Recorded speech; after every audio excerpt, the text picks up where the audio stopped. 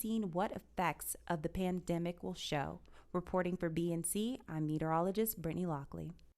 I find that absolutely fascinating, especially when we heard about in Italy, the canals there running very clear. Yes. Ever since they cleared the streets and cleared people of being outside.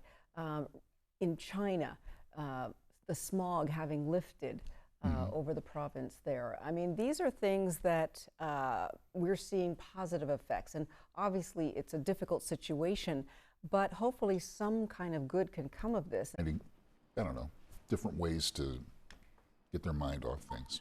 A good way for children, I think, to maybe feel a little bit more comfortable. Seeing people with masks all the time could probably be scary for them.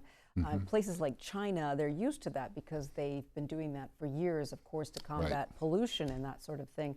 But here, children are not used to that. But it's interesting to see if the way that our country is handling the crisis is going to work out well for us, because in China, we know that the virus started in Wuhan in the province of Hubei, and most of their cases were in that contained area. It wasn't throughout the whole country.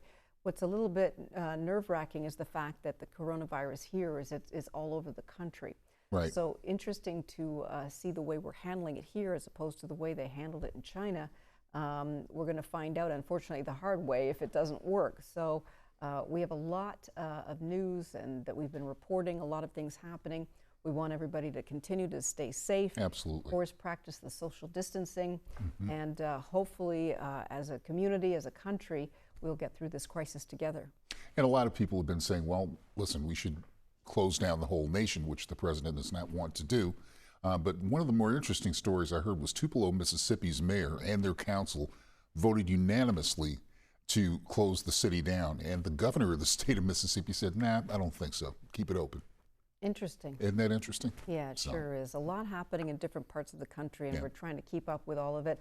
Of course, New York City, the hardest hit with the most cases. They're trying to keep it controlled. Florida Governor Ron DeSantis says he does not want. Most families will find a way to stay on top of their children's schoolwork. The digital divide could become even wider.